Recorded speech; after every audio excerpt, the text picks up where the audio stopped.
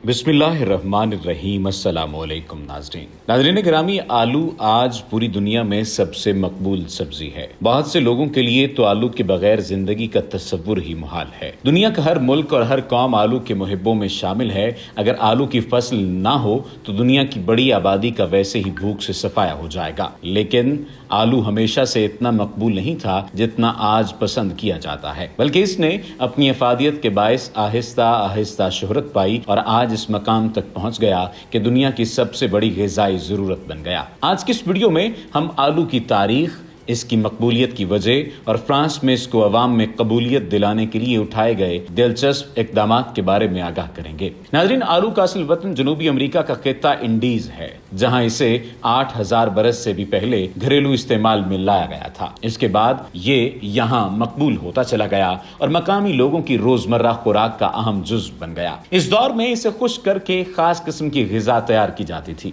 जो कई बरस बल्कि दहाइयों तक महफूज रहती थी। आज के आलू के जद्द-ए-अमजद की 151 जंगली अक़साम अब भी इंडीज में पाई जाती हैं। सन 1253 में इस खित्ते पर स्पेन ने यलगार की और मकामी हुकूमत को खत्म कर दिया, लेकिन आलू की काश्त का सिलसिला जारी रहा। हमलावर दीगर अजनास मसलन टमाटर, नाशपाती और मकई की तरह आलू को भी बहरे ओकियानूस के पार ले आए। मुर्रखीन इसे ग्रेट कोलंबियन एक्सचेंज या अजीम कोलंबियाई तबादला करार देते हैं। ये पहली बार था जब आलू ने बर्रे-आज़म अमेरिका से बाहर सफर किया था। आयरलैंड में आलू को ज्यादा साजगार मौसम मुयस्सर आ गया, जहां ठंडे मगर कोहर से खाली खिजा ने इसे पकने का मौका दिया। यहां आलू की फसल 1580 की दहाई में स्पेन से लाई गई। आलू आयरलैंड से बरतानिया और फिर शिमाली यूरोप पहुंचा। सन 1650 में ये जर्मनी, प्रोशिया, 1740 में पोलैंड और 1840 में रूस में पाया जाने लगा। सन 1560 के बाद यूरोप में शुरू होने वाली हर अस्करी मुहिम ने आलू के ज़ेरे काश्त रकबे में इजाफा किया और ये सिलसिला जंग अजीम दोयम तक जारी रहा। मुहक्किकीन के मुताबिक सन 1700 से 1900 के दरमियान दुनिया और शहरों की आबादी में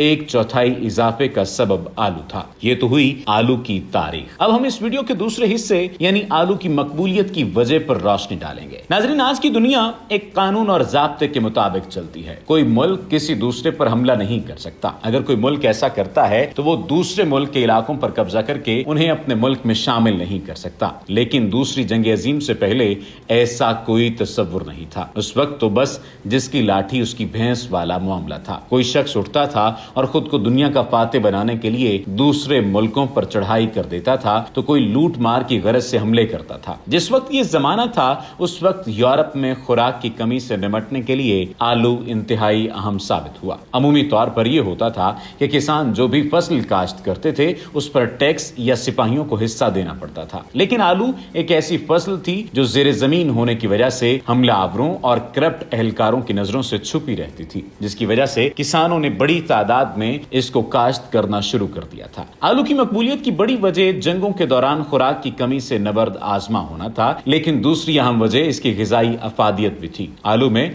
विटामिन ए और डी के अलावा सभी चीजें पाई जाती हैं और अगर इसके छिलके को दूध या दूध से बनी हुई किसी और चीज के साथ मिलाकर खा लिया जाए तो फिर विटामिन ए और डी की कमी भी पूरी हो जाती है। आयरलैंड में सन 1600 के अवाइल में लगाए गए बाज़ तख्मीनों के मुताबिक अगर दिन में 5.5 किलो आलू खा लिया जाए तो ये तमाम ग़िज़ाई जरूरियात को पूरा करने के लिए काफी था। ऐसा नहीं है कि आलू आया और छा गया, बल्कि इसको कबूलियत हासिल करने के लिए तरह तरह के पापड़ बेलना पड़े। पीछे आपने इसकी तारीख में अंदाजा किया होगा कि आलू को मकबूल आम होने में कई सदियां लग गईं। कहीं तो बादशाहों को इसकी अफादियत की समझ आ गई और उन्होंने सरकारी फरमान से किसानों को इसकी काश्त का हुक्म दे दिया, लेकिन कहीं अवाम और मजहबी रहनुमाओं ने इसकी मुखालफत की। यही वजह है कि फ्रांस में आलू को अवाम में फैलाने के लिए तरह तरह के हरबे आजमाए गए। फ्रांस समेत यूरोप के कई मुल्कों में आलू को मकबूल बनाने का सेहरा एंटवान ऑगस्टीन पार्मेंटियर के सर है, जो फार्मासिस्ट और एग्रोनोमिस्ट थे। उन्होंने आलू के लिए तरह तरह के पब्लिसिटी स्टंट किए जो आज भी याद किए जाते हैं। वो बड़े हुकूमती ओहदेदारों को डिनर पर बुलाते तो उन्हें आलू से बनी हुई डिशेस खिलाते। यहाँ तक कि उन्होंने